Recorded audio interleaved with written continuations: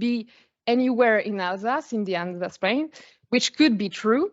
But on the right, you see that the level of uncertainty is very high. And basically, the only areas where it's not that high, so on the right, with the parts in light red, it's the areas where we have surveyed. So basically, it means that the more you survey an area, the more you understand it, which is not surprising too. So that's it. The key messages of my talk is that first, the current monitoring protocol in Alsace complicates the comparison of interannual variations in the number of burrows, and it may provide biased population size estimates. And then estimating the distribution could, we hope, could help to better understand the effects of landscape variables on the presence of the species in Alsace. And it could also help to better define, in the end, the survey plots of the future monitoring protocol. And the use of the monitoring dataset for distribution modeling involves several methodological challenges because it's not really adapted to do species distribution modeling. But the work is still ongoing, so these are just preliminary results. So that's it. Thank you for your attention.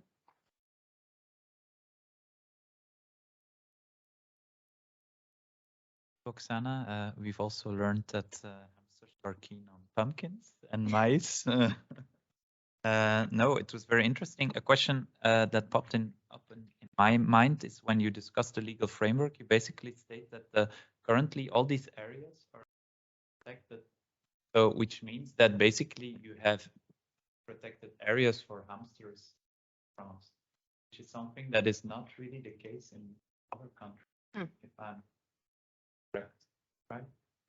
I mean, in Germany and in Belgium, we don't have really designated protected sites. Yeah, you mean strictly protected? Strictly protected. Do you think that this contributes to the effectiveness of French approach? The thing is, the legal protection it's good to have, I think, a strict protection on a small portion of the hazards. It's not. It can be good for the species, but it doesn't mean that you have to survey only the protected areas. Yeah, I think this is basically the problem, is that in France we do the survey and the protection together, but for the scientific purposes, we could do the survey outside of the legal protection framework. I think it's important to divide the two parts, the scientific part and the legal part. And are you aware of any cases where, for instance, outside these three areas, hamsters have been observed, or beyond, against all the odds, like a bigger population of hamsters has been found? Maybe at the borders of the areas, because farmers are aware that they could find maybe some burrows when they are so close of the protected areas, and they got some money, I think, if they have some burrows. So they are maybe looking for them, but outside of the Alsace Plain, no, there was no record. But I think it's because the farmers or the people, they are not looking for burrows, and it's quite difficult to see a burrows if you are not looking for them. You might have phantom. Yeah, and that's it. That was also the point of the work.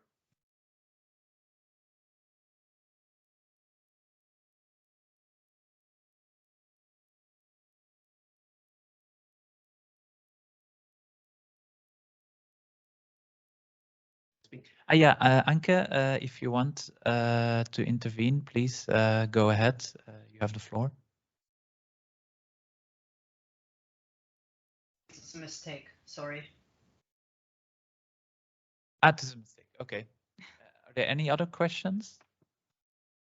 Not, then thank you once more for your presentation. And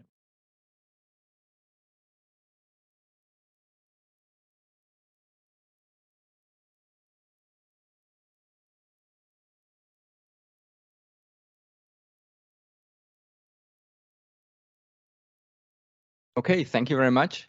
It's very nice to be here. This is my first time at the Hamster meeting. but I think that most of you don't know me, and that's okay, because I usually work with domestic guinea pigs, but don't worry, today I will only talk about hamsters. So we decided that this is more appropriate for this meeting. We are very interested not only in my studies in guinea pigs, but also in hamsters on the effects and the importance of polyunsaturated fatty acids, or short PUFAs. Why? Because these nutrients are essential, meaning that mammalian species cannot synthesize them de novo and have to, and so these nutrients have to be ingested with the diet. This applies to both types of PUFAs, the perhaps well-known omega-3 PUFAs, such as alpha-linolenic acid, and the omega-6 PUFA, linoleic acid. These can be found, for instance, in flaxseed, walnut, or sunflower seeds. These are perhaps not very frequent food sources in a natural environment, except for sunflower seeds. But however, each species, each mammalian species, should ingest as much PUFAs as possible, because PUFAs are very important neuronal components. So you find highest concentrations of PUFAs in the central nervous system. And there are also precursors for highly bioactive molecules such as eicosanoids, including prostaglandins and leukotrienes, which play important roles in reproductive functions and also in inflammatory reactions. And with regard to this, it has been shown in many species, but mainly in the lab, in rats, mice, but also in guinea pigs, for example, that especially omega-3 PUFAs have very positive effects on neurophysiological functions and behavior, on inflammatory responses, on metabolic processes, including energy metabolism, reproduction, and thermoregulation. PUFAs also affect hibernation. And here, PUFAs show very different effects on hibernation performance. But interestingly, here omega-6 PUFAs have positive effects. Studies in different hibernating species showed that an increased proportions of omega-6 PUFAs increase the probability of entering torpor. They prolong torpor bout duration and result in a lower body temperature during torpor. But in contrast, omega-3 PUFAs show very negative effects on hibernation performance by delaying the hibernation onset, reducing torpor expression, and individuals with a higher omega-3 PUFA proportions also have more brown adipose tissue and higher body temperature during torpor. That's why it's more or less not surprising that the mainly studied fat-storing hibernators usually retain omega-6 PUFAs during their hibernation period and rather use monounsaturated or saturated fatty acids during the hibernation period. But what about common hamsters? As we all know, these are food-storing hibernators, and body fat proportions are not that important as in fat-storing hibernators. And we performed a study which was published in 2017, where food stores under controlled conditions were manipulated. So we had two groups. A control group, which received only standard food pellets for rodents, and a high fat group, which received food pellets and additional sunflower seeds, which are high in omega-6 PUFAs. So individuals of both groups received equal amounts of food, but the food differed in the total energy content and the PUFA content. And we analyzed the hibernation patterns via eye buttons, which were implanted subcutaneously, and PUFA proportions in white adipose tissue before and after the hibernation period. And what was found here was that in both groups, PUFAs, mainly omega-6 PUFAs here in the common hamsters, decreased during hibernation, which is in strong contrast to the other studies in hibernating rodent species. The decrease was much stronger in the control group, but in both groups, the time spent in deep torpor negatively affected the PUFA change. So individuals with more torpor expression had a stronger decrease in PUFAs during the hibernation period, but this was too fast, I'm sorry. This was counteracted by sunflower seeds intake in the high fat group.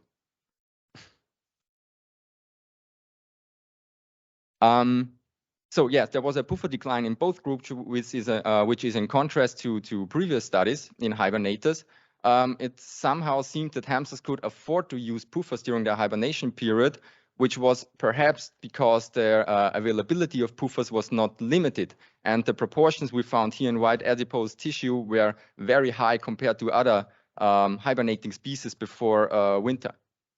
So we performed, okay, sorry, I have a problem here. Okay. So we performed 2 further studies. One under controlled conditions where each individual received the same type and amount of food. So we had no different groups in this study. And a study under natural conditions where free-ranging hamsters were investigated. And in both studies, hibernation patterns were again analyzed and the PUFA proportions in white adipose tissue before and after winter. And what we found in both studies now was, on one hand, much lower PUFA proportions before the hibernation period. So as you can see, the first red bars show more or less PUFA proportions of 30%. In the first study we published in 2017, the proportions were about 40%. And now PUFAs increased under both conditions during the hibernation period. And this was mainly due to omega-6 PUFAs, while omega-3 PUFAs now decreased during the hibernation period. So these patterns are more comparable to other hibernating species. And while PUFAs increased during the hibernation period, either MUFAs, monounsaturated fatty acids, or saturated fatty acids decreased. So we further analyzed how far the change in PUFAs during the hibernation period was affected by the pre-hibernation PUFA levels. And under both conditions, we found negative relationships, meaning that individuals with very high or relatively high PUFA proportions before hibernation showed more or less no increase, while individuals with lower PUFA proportions before hibernation showed a strong increase in PUFAs during the hibernation period. But you can also see that under natural conditions, there were a few individuals which also showed a decrease in PUFAs.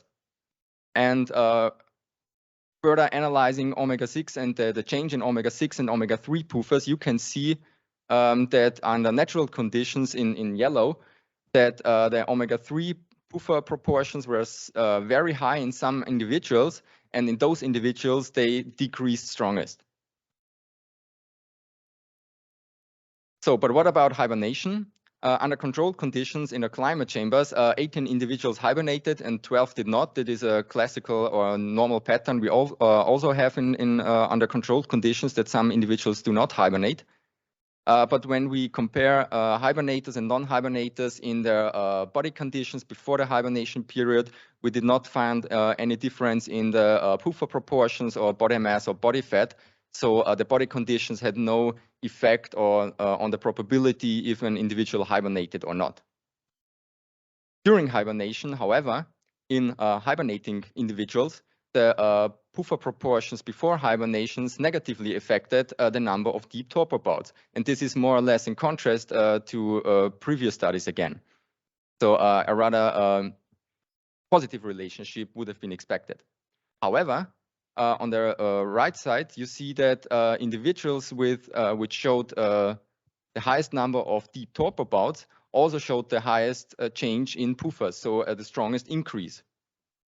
And after the hibernation period, again, there were no differences between hibernating and non-hibernating individuals. And under natural conditions, all individuals hibernated. But here we found absolutely no correlations between the PUFA proportions in white adipose tissue and the hibernation performance, even not for omega-6 or omega-3 PUFAs. So what can we conclude from these results? In the first study, which was published in 2017, we had very high PUFA proportions before the hibernation period, and the proportions decreased during the hibernation period. And now in these studies under controlled and natural conditions, we have the reverse pattern, which is more comparable to previous studies. So we conclude that the availability of these nutrients or of these molecules in white adipose tissue determine whether PUFAs are used or retained during hibernation. And this was especially seen with regard to omega-3 PUFAs under natural conditions. So we concluded that under controlled conditions, hibernating individuals retained PUFAs via torpor expression, while non-hibernators presumably achieved PUFAs by food intake. And under natural conditions, we had a very high variation in pre-hibernation omega-3 PUFA proportions. But under both conditions, but especially for the natural conditions, we don't know how far the size and quality of food stores could have played a role. And this would be very important to be considered in future studies as far as possible. But what can be concluded for the conservation of the common hamster? Well, retaining PUFAs during winter may promote energy balance and reproduction in spring. There are several neurophysiological effects of PUFAs that directly contribute to the energy balance. As Karina already mentioned, PUFAs have positive effects on reproduction via prostaglandin synthesis and ovarian steroidogenesis. So they can increase the production of estradiol and progesterone, which positively affects follicular development and ovulation. And it was shown in many species that this has very positive effects on the litter size and also on the pup survival at birth. I think I don't have to say that we should avoid monocultures in the natural habitat of the common hamster, but also for other species. But including or increasing the availability of food sources which are high in PUFAs, for example, sunflower seeds, hazelnut, walnut, but also, for example, rapeseed, could be highly important and beneficial for common hamsters to survive the hibernation period and winter, and also to promote body conditions in the follow-up reproductive season. And with this, I want to thank our collaboration partners, many students, and of course, thank you for your attention.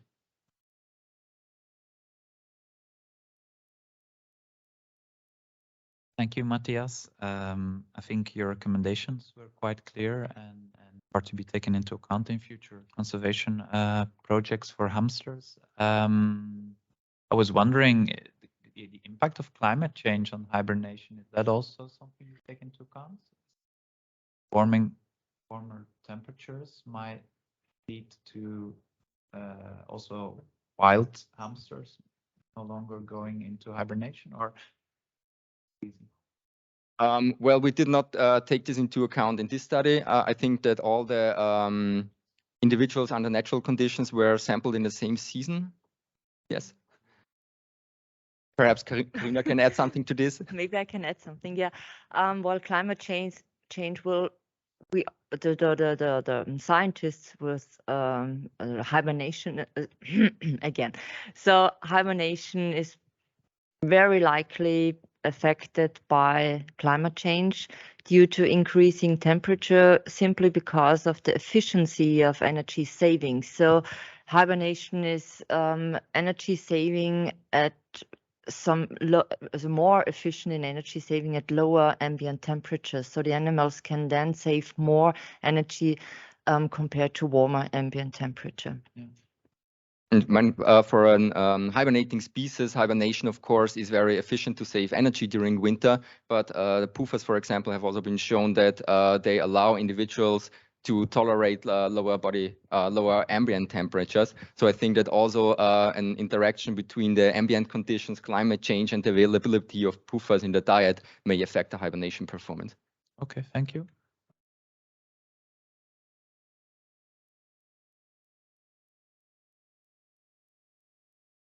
Okay, thank you, Matthias, for your presentation.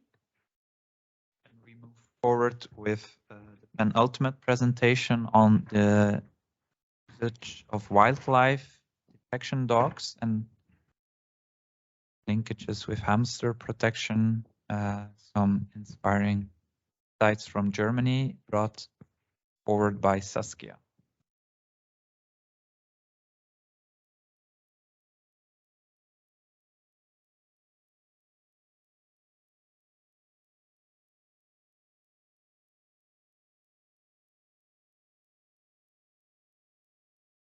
Presentation will not only by Saskia, but also by Marijke, will join us online. You will start, or Marijke? Yeah. There. Perfect. You can see her. Hello from Germany. Hello.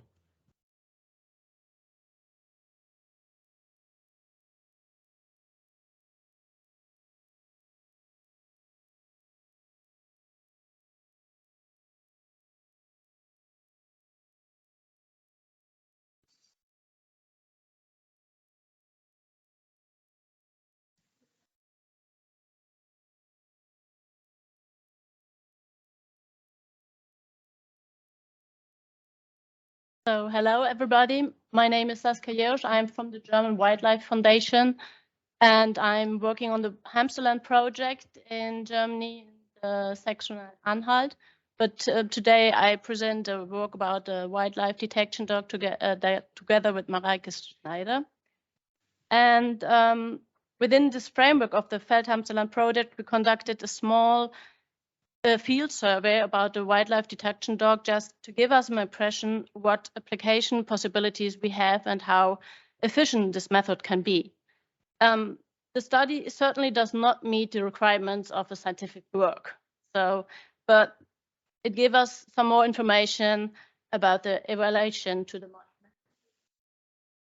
A study about a method comparison between drone wildlife detection dogs and human change has already conducted by Charlotte Kukagi in 2019, I guess. But and our study, based on this previous findings, and addressed mainly the question, how reliable are the results of wildlife detection dogs under certain conditions? So the main findings of the French survey was that the wildlife detection dogs has actually a very reliable detection on burrows, and the method is extremely time-saving.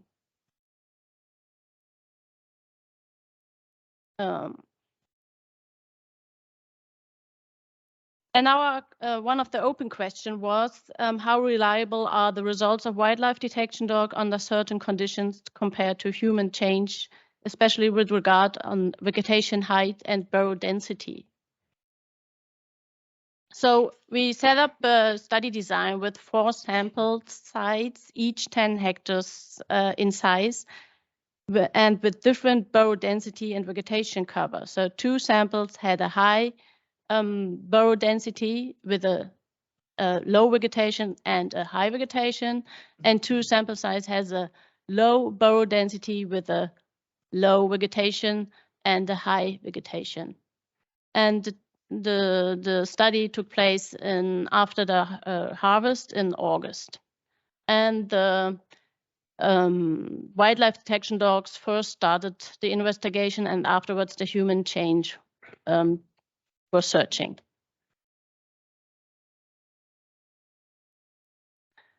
The key results are, of course, the human chain detected more burrows in all sample size than the wildlife detection dog, also in not well visible terrain. And the wildlife detection dog was quite exhausting by high burrow densities. But are the numbers of actually comparable? Because we have there are different searching approaches. The one is the olfactory perceptions, whereas the visual detection. And now Mareike, continue.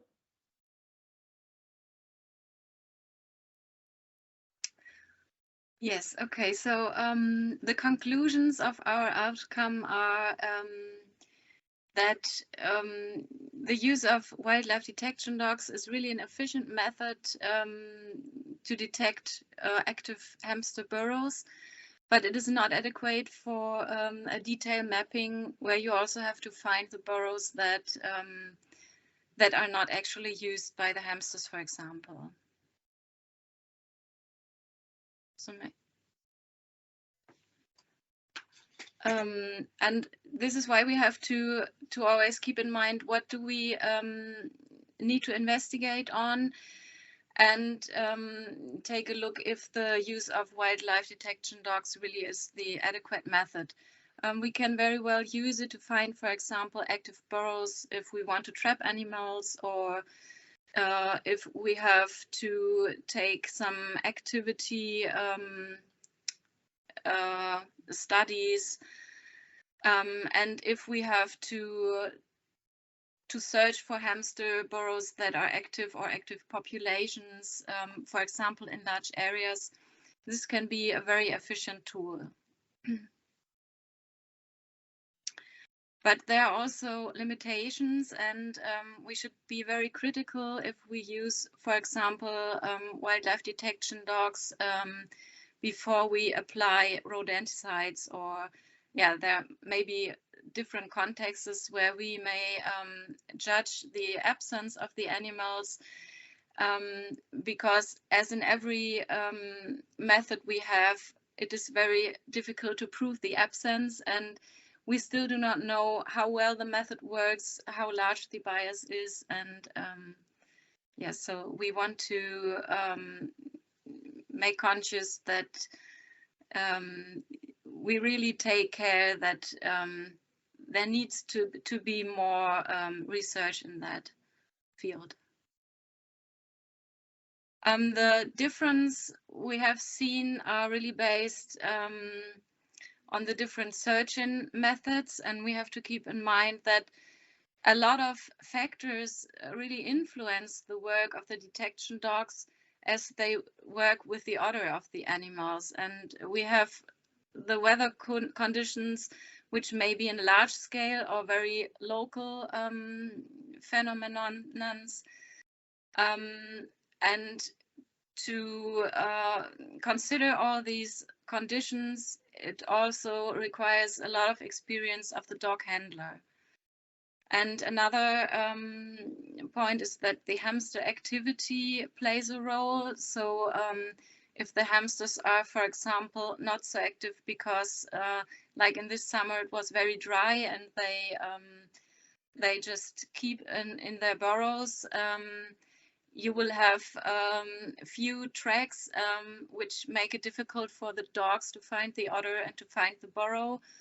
Then we have, of course, the winter season where it's not possible for the dogs to find the burrows, and we have to consider all this to find the right timing for the investigation we want to make.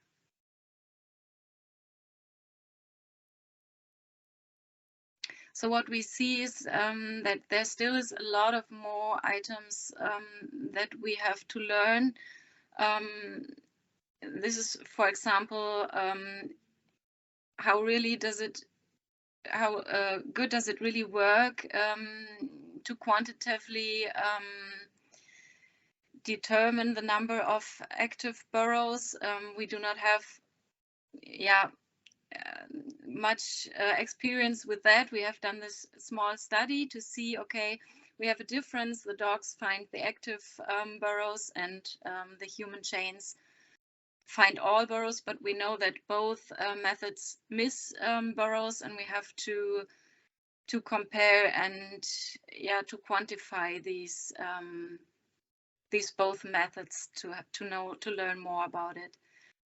Then we have a special problem that if we are working in large areas where we have low burrow or hamster densities, it is more difficult to really find the local population and the maybe it is a larger bias there, because the probability to miss these active burrows is larger then. And so especially in the context of the presence-absence evaluation, we have to do research in this field. Another really important topic is that we have to know better when and how can we work with the dogs. That is what I mentioned, the weather conditions. For example, we know if the temperature is high, there's more odor available for the dogs, and they can work with it, and they can they have good working conditions. But on the other side, if the temperature is too high, the dog's nose won't work well anymore. So there are a lot of things we have to know and we have to learn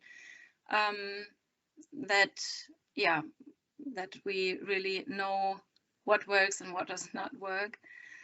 And another topic we really urgently need research on is how long does the hamster odor lasts. So how long is it adherent to vegetation or to the burrows? We do not know these factors, and as long as we do not know, it's difficult, to do the study design.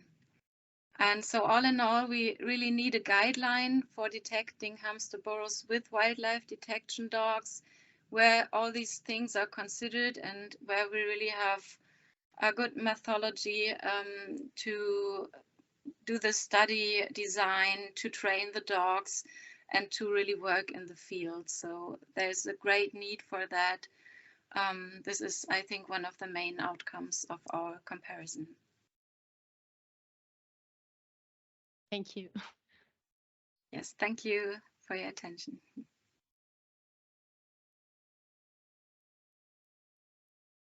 Thank you, Saskia and Marijke. Yeah, it has been stated before, but of course we need to be very effective in saying the presence of species, because sometimes also and authorities make decisions about what areas should be considered. Sorry.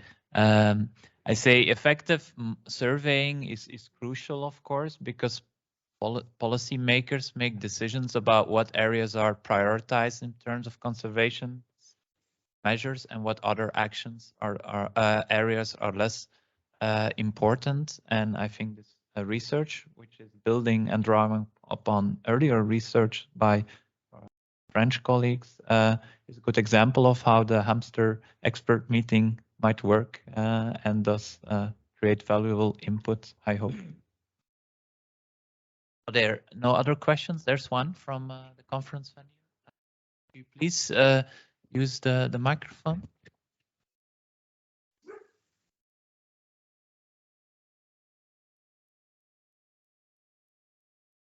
For audience at home, he captured the mic. So, and there is a dog. That's not a coincidence in the background. I have a question. I have a special question. In these dry years, I think about where the hamsters left, because we found not much burrows in the fields. So maybe my idea was they could go into the woody structures or forest places. And is it possible to look in these structures? Maybe if the hamsters go to these places, because there are some spots with bushes or something like this, some trees, apple trees or something like this, to go to these places where we don't look normally, and to find out if there maybe the hamsters go in dry years in these places, because they cannot yes, they cannot go away in air. So yes.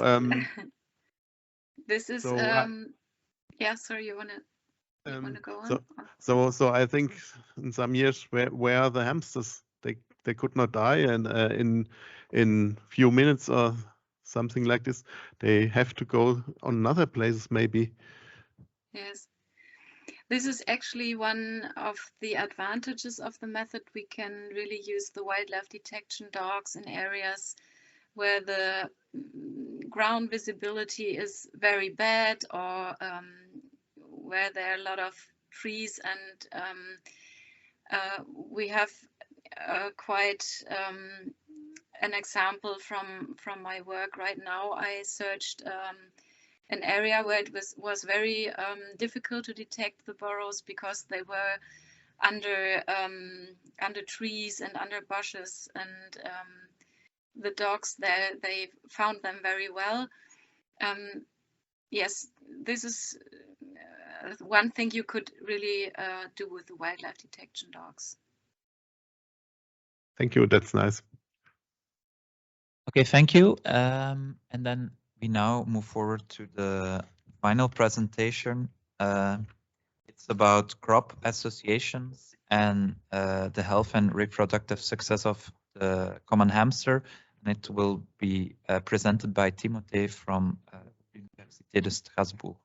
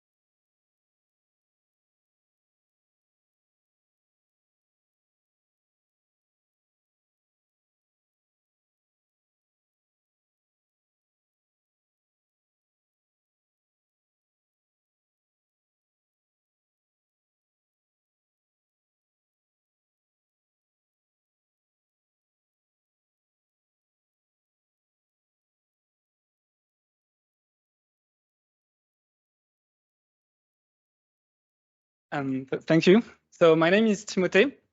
I'm very glad to be here today to tell you. All right. To tell you about the work I'm doing as part of my PhD that I'm doing in Strasbourg with Carolina Bolt, that some of you may know. And so for this work, we investigate the effect that could some polycultural crops have on the health and, more importantly, on the reproductive success of the European hamster. So I won't go over the context of the disappearance of the hamsters in Alsace because we already saw quite a lot of things about that today. But what I wanted to talk to you about is work that has been going on since the year 2014 in the lab I work in. That tries to find why are hamsters disappearing in Alsace, and especially that investigates the reason why the reproductive success of wild hamsters is so low. And what have been found in studies that date back to 2014, 2015, is that we have some actually nutritional deficiencies in the diets that can experiment the hamsters. For example, in the case of wheat and maize, that are the two most commonly grown crops in Alsace, you can have either a protein deficiency in the case of wheat or a vitamin B3 deficiency in the case of maize, that therefore can be compensated by protein-rich items in the case of wheat, for example, worms, and that can be compensated with vitamin B3-rich items in the case of maize. So further work have been done in the lab, and what we identified is that various nutrients are necessary for the hamsters at various parts of its life cycle. For example, we've already talked about that. Lipids and especially polyunsaturated fatty acids are very important for the hibernation of the hamsters and can have an effect on their body condition at the end of hibernation, which can lead to a better reproduction.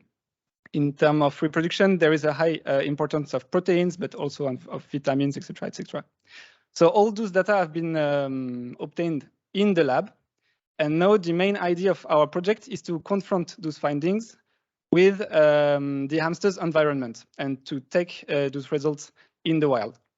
So to do so, we'll investigate a bit the effects of the environment of the hamsters on the hamsters, namely what crops they can find, being the species grown or the association grown, but also what cover it provides, the food availability, and the heterogeneity of the landscape. We'll also look at the soil dynamic in terms of capacity, especially, and the biodiversity that hamsters can experience, since the presence of arthropods or weeds can be a diet enhancer for the hamsters. To do that, oh yes, and obviously those different factors are widely impacted by the farming methods in place in the hamsters environment. So we can have a great impact on the hamsters' health by changing our farming methods. So to investigate a bit the relation between hamsters and the farmlands, we are conducting a mesocosm study in an enclosure where hamsters are free to dig their burrows and can experience the crops we elected for them. The idea is to try and find what effect do hamsters have on their environment with, for example, some perturbations, but also to see if we can identify effects on the farmlands through nutrient availability, water availability, cover provided by the crops, etc., etc. This also allows to take into account meteorological factors that were excluded in the lab. And the big question is, therefore, can we identify farming practices that would be better for the hamsters in terms of reproductive outputs? In this study, since we are in an enclosure, we excluded factors such as predation. So we are really focusing on the question of reproductive success. And we also excluded the exposure to chemicals. So we did not use pesticides or fertilizers that could have impacted our hamsters. So to tell you a bit more about what we did, first we elected 4 main crops by choosing them with regards to their potential interest for the hamsters. So we tried to have crops rich in lipids and proteins. We did crops associations as it's quite promising for the hamsters. And also we tried to have a vegetal cover present for as long as possible. We also took into account the advice from the farmers because we wanted to be technically and economically viable for them so that the solution we would propose could be implemented in the crops, in the farmlands. So first we tested wheat alone. That was a diet that was representative of what is actually grown in the crops where hamsters are present as part of the protection of the species currently in Alsace. And we compared that to a diet of wheat and soy, colza and fava bean, and maize and bean association. So the last one is really a proposition of the farmers, which were interested in testing the lab, as it's a bean that is quite resistant to water shortage. So those 4 groups were tested thanks to 4 groups of hamsters that were composed of 8 females for 3 males. We chose those odd numbers because it was a way to maximize the numbers of females and not have a too high density, which could have led to more aggressions and so on. So to test those crops, we've grown them into the enclosure. So here is a map to tell you more about what it looks like. We have those big, can you see my mouth? Yeah, okay. We have those big metallic structures that go all around the enclosure and that go 2 meters deep into the soil. This avoids hamsters to be able to dig their way out. And the whole enclosure is protected by a net that avoids the entry of birds of prey. Here you can see wheat growing in April. And all the crops were separated by a concrete wall that you can see here, with doors that would allow us to, well, it would allow farmers to pass with their trucks and therefore put the, well, do the labor and stuff. Okay, so to tell you a bit more about the whole idea we had was to put our seeds in the soil, well, before the winter so that we would have a natural growth of our crops. And we wanted to follow our hamster through hibernation in the enclosure and through their reproduction. But it's never that easy, and the enclosure experienced some delay, and therefore we only had access to the enclosure in the next spring. And because of that, we had to adapt our crops. So instead of winter growing variety, we sowed spring growing one. And for example, in the case of colza, it simply was impossible to sow it. So we had to adapt and actually sow a mix of wheat and pea instead. And also, therefore, we could not release our hamsters for the hibernation in the enclosure. So we followed them in the lab and we released them just before their reproduction period. So at that time, I was a bit anxious for my hamsters because in April, I was about to release them in an enclosure with very little vegetal cover, no food, and no burrow. So because of that, we chose to supplement the hamsters with a bit of food every week. so that we would help them to adapt to their new environment. Nevertheless, having them in the lab for their hibernation allowed us to follow them more closely because they were housed in individual cages. So we had their food consumption, water consumption. We also monitored their torpor thanks to eye buttons that record their body temperature every few hours. And we followed their mass variation.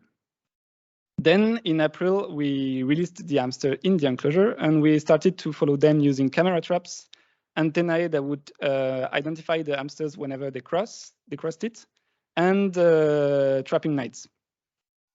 And we started to have pups emerging from the burrows around the beginning of June.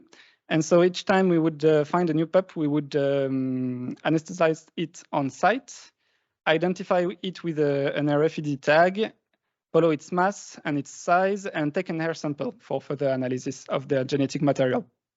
Then we fixed a threshold around 140 grams, so that hamsters big enough would be brought back to the lab to avoid having such a too high density of hamsters in our enclosure.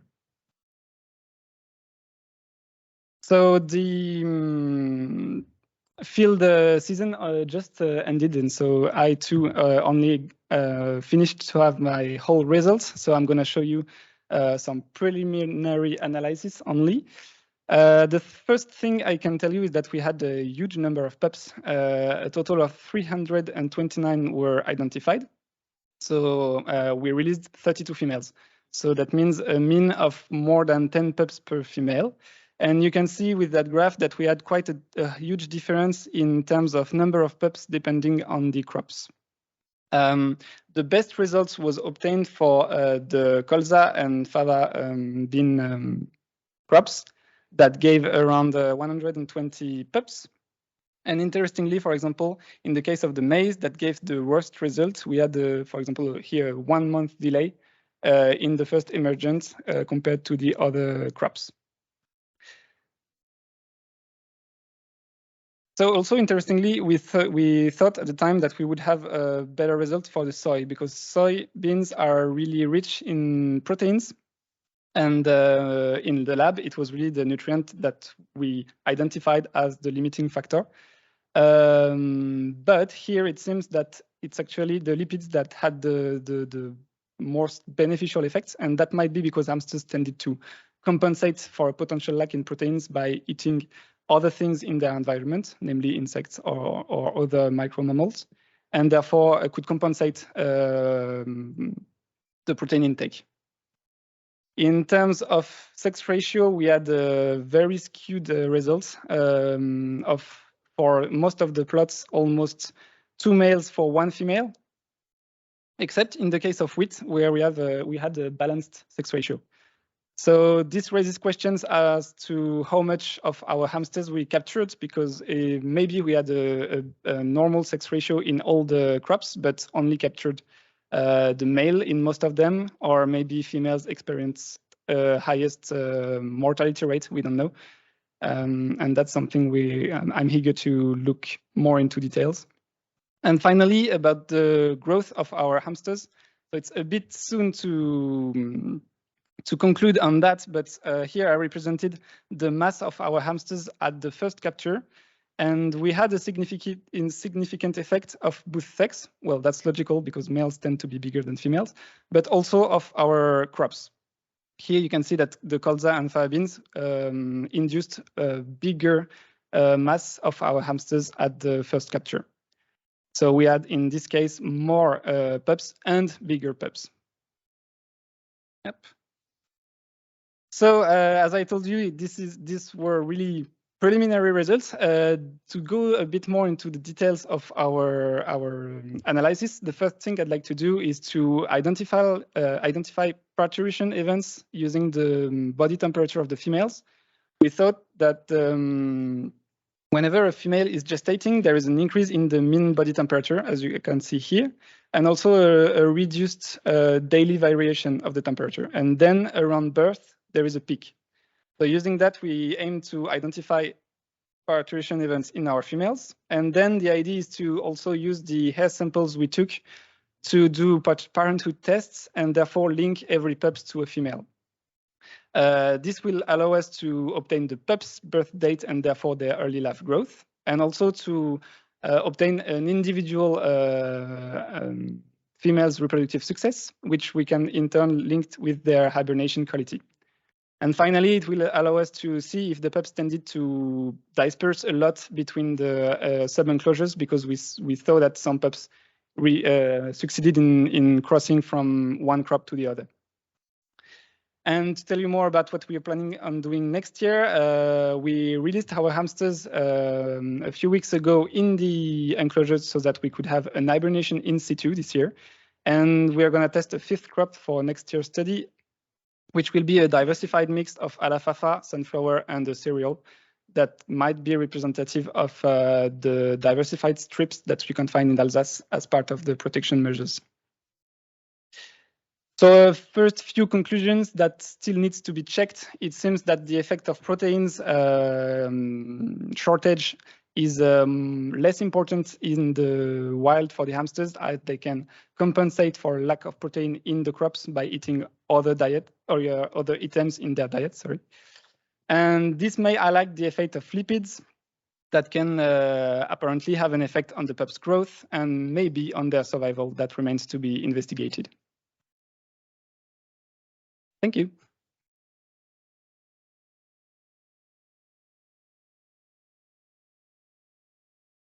Thank you. I was astonished to grasp that the hamsters also, well, they thrive less, but they still can cope with mice. Or did I misinterpret your results? So it was indeed an interesting thing to observe. We don't know yet if that's thanks to the additional item in the diet, that is the bean, or if it's just because they found other sources of vitamin in their environment, maybe in the insects or stuff.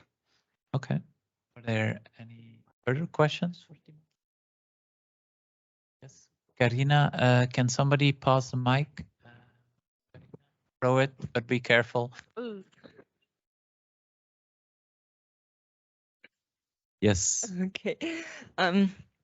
Well, first, pretty cool enclosures. I wish I had them too. Yeah. I'm quite lucky to have it. Yeah. I'm not sure. I think I missed it, but you said that calza is rich in fat. Sorry. The food calza you provided. The calza, yeah. Yeah. Is it rich in fat? Yeah. I put calza, but maybe it's rapeseed is the right word. Oh, I see. Calza is rapeseed. To be honest, I had no idea what it is. Okay, sorry. So we have. I thought calza was a word in English too, but sorry. No, I'm sorry. So then the amount of puffers is relatively high. I remember. Yes, right? I think in calza, well, in rapeseed, it's quite high. Yeah. Okay. But maybe you can confirm. Yes. Yes. Okay. Thanks. Okay. Thank you. Any other questions? Yeah, top. You can throw it back.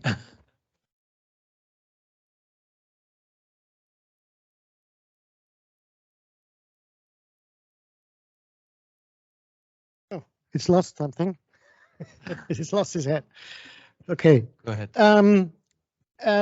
Not a question as such, but we've heard now quite several talks on the nutritional effects and the dietary effects and the availability of, I should sum up, good food for hamsters, which has a direct effect on the output and performance of reproduction. So for me, that's if we compare that to what we've heard earlier and the findings in the field, that the reproduction in agricultural habitats is not very good, the performance, and that the litter size is obviously quite small, and the number of litters is small. What we have to do is to improve the habitat quality much more than we probably did in the last couple of years. That's, for me, that's the conclusion, because all your results show that it's not a problem of fertility. Hamsters can reproduce in high numbers, as you had in your cage, when they are in a good shape, in a good condition. And that is something that is missing in the agricultural scenery. Thanks. Just a remark. I think this was a perfect remark to end with. So Yeah. now There's one thing in the. okay. Do you see the chat in front of you? Yeah, Michael yeah. asked something about how big the enclosure was and how many animals then were released in one. Yeah. Okay. Yeah, the whole enclosure is 1 hectare big. So every sub-enclosure is 0.2 hectare big. And actually, it was a bit difficult, therefore, to choose a density of hamsters because I was scared that they would be aggressive with one another if I put it too much. But I was also scared that I wouldn't have enough individuals to have a statistically relevant effect if I put it too little. So this is why I chose to release 11 animals for every 0.2 hectares. That's right, with only 3 males. So it was 8 females each time. Thank you. Okay. And I will share some final words with you before going to the restaurant.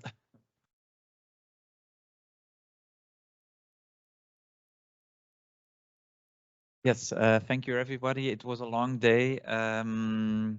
I think we were able to share a lot of interesting and novel insights, also well-established findings regarding what to do and what not to do to conserve hamsters in the wild. I've noted down, I've carried out a SWOT analysis myself. In terms of strengths, what I've learned is that indeed in Germany, at least as far as I understand it, we have some promising practices, some cases in which hamster conservation measures really work, to some extent in France. We've also learned that the importance of preserving existing burrows, also in terms of reintroduction efforts, the importance of strict protection, as was amongst others also the case in France, the importance of long-term strategies, which is currently a bit in doubt in Flanders because our species protection program has ended and there is a gap. The importance of hamsters as keystone species, they're linked to the agricultural ecosystems. In terms of weaknesses, I think partly it still remains hard to collect sufficient money for ambitious recovery policies, or even to spend the money in some instances, as is apparently the case in Flanders. It's also very tricky to exclusively rely upon voluntary schemes when you're protecting the lost population of an endangered species. The importance of habitat restoration, large-scale habitat restoration. Of course, a further weakness is that we are facing some systemic challenges. Basically, by protecting the hamster, by restoring the hamster, we basically want agricultural practices to change. We have to be aware that I don't know, it's the third agricultural revolution in the beginning of the 20th century. It's effectively that we try to tackle to some extent to mitigate the impacts. And that's a very systemic challenge, because one of the premises of the agricultural policy in the 60s, in the 70s of the European Union was to large-scale production, basically. And this is what led to an impoverished, at least ecologically impoverished agricultural landscape. And so the common agricultural policy will remain the key focus. And the Habitats Directive can try and is successful as a lever. I mean, also in other sectors like the nitrogen debate in the low countries, we see that this Habitats Directive can gradually impact and force policy makers to implement more sustainable agricultural practices, but it is a very slow process. So in terms of opportunities, I think especially the good cases have demonstrated that yes, we can, if we set ambitious goals and we implement long-term strategies, and we commit to these long-term strategies. We can also use the law as a lever. What? Ooh. What have you done, Farah?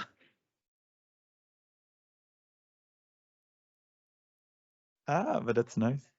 But yeah, please go ahead. I'll just do the talking in the meantime. I want to stress out this in terms of opportunities. We should really follow up on this new EU restoration law. It is a draft document. The Commission has proposed it. It might be very crucial for agricultural ecosystems as well, amongst others for the hamster. But there are still many threats. The effects of climate change, amongst others, are not yet clear, and they might, of course, also impact a very vulnerable species like the wild hamster. Also, the fact that, for instance, this eco-restoration law, which basically might help to slow down the negative effects of large-scale agricultural practices. I mean, it's still not there yet. We're not sure whether it will be adopted. It will still have to be negotiated between the member states and the European Parliament. So I think, as far as for the NGOs present here, this is a clear message that we need to continuously need to endorse our policymakers to make sure that this EU restoration law will effectively be implemented. So in order to end, I decided, I don't know whether some of you know this book. It's called The Song of the Dodo. It's written by David Quammen. Has anybody of you read it already? At least two. Well, talking about the dodo, and it's not perhaps not an accident that two Dutch people are raising their hands, because it is said that the dodo, which was last seen present on Mauritius, was killed by Dutch sailors. The rumor has it that it were like a ship that was wrecked in a storm, and they ended up in Mauritius. And these sailors, in order to survive, they had to eat, of course, and they ate the last dodo on Mauritius, as far as the urban myth has it, I would say. Because, and this is what makes the book very interesting, the author notes that this is, of course, way too easy. It's not the sailors that are to blame. And the author makes an attempt to describe how the last specimen of a species would feel like. And I want to just quickly read this. It's just an interesting, different perspective of what it would be to be the last single survivor of a species. So I will just quote the author here. So imagine a single survivor, a lonely fugitive at large on mainland Mauritius at the end of the 17th century. Imagine this fugitive as a female. She would have been bulky and flightless, but resourceful enough to have escaped and endured when the other birds, the other dodos, didn't. Or else she was merely lucky. Maybe she had spent all her years in the mountains along the southeastern coast, where the various forms of human-brought menace were slow to penetrate. Time and trouble had finally caught up with her. Imagine that her last hatchling had been snarfed or killed by a feral pig, that her last fertile egg had been eaten by a monkey, that her mate was dead, clubbed by a hungry Dutch sailor, and that she had no hope of finding another. During the past half-dozen years, longer than a bird could remember, she had not even set eyes on a member of her own species. The dodo had become rare unto death, but this one flesh and blood individual still lived. Imagine that she was 30 years old or 35, an ancient age for most sorts of birds, but not impossible for a member of such a large-bodied species. She no longer ran, she waddled. Lately she was going blind. Her digestive system was bulky. In the dark of an early morning in the year 1676, say during a rainstorm, she took cover beneath a cold stone ledge at the base of one of the Black River cliffs. She drew her head down against her body, fluffed her feathers for warmth, squinted in patient misery. She waited. She didn't know it, nor did anybody else, but she was the only dodo left on this planet. When the storm passed, she never opened her eyes. This is extinction. So I found this a very different perspective of what it might be. And hopefully the human species never has to face such a scenario. And hopefully we will also manage to prevent such a scenario for our hamsters. So some final practical notes now.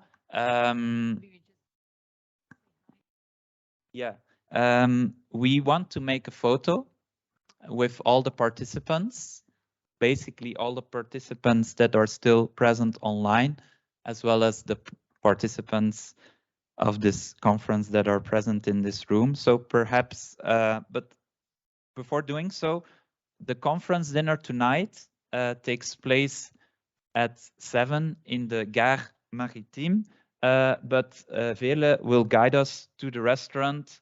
So just those of you who want to join, we will assemble the group and we will guide you and bring you to the restaurant. And there we will have the conference dinner. I think, Farah, you managed to also, for those people who came to us today and hadn't reserved it, that it's still possible, I guess, to join. So that's good news. Tomorrow we have the field trip. The field trip, I think it will bring us to Limburg, to Widoya, but we will assemble at the North Station, Gare du Nord. We will assemble at the, to make it easy, there is at the Simon Bolivar Square or street. So just on Google Maps, look for Simon Bolivar. If you walk from this location to the gare, to the railway station, you will basically bump into this Simon Bolivar land, and there you have an XXXIX just in front of the staircase towards the main entrance of the railway station. So we will meet at 9:15 at the XXXIX, and from there we will move to the bus station of Flixbus. That's just around the corner. I will send a mail to all participants, or perhaps you can send my or our mobile phone number via mail to all the participants, just in case some of you might not find it. No worries, just call us. But you need to be at the Gare du Nord, the railway station, Noordstation, Simon Bolivar at the XXXIX. It's a shop with you can buy food there, and it's has a green billboard, I think. So you will easily recognize it. It's based on that square. My phone number is 04. 0032 and then 494 858297. So 0032 494 858297. Right? Okay, having said this, it's now time to take the picture. No, Farah? How are we going to do that? You need to come forward, of course, and then we will make the picture with the people online as well. So for those of you who are online, please, yeah, we can now see you. That's great.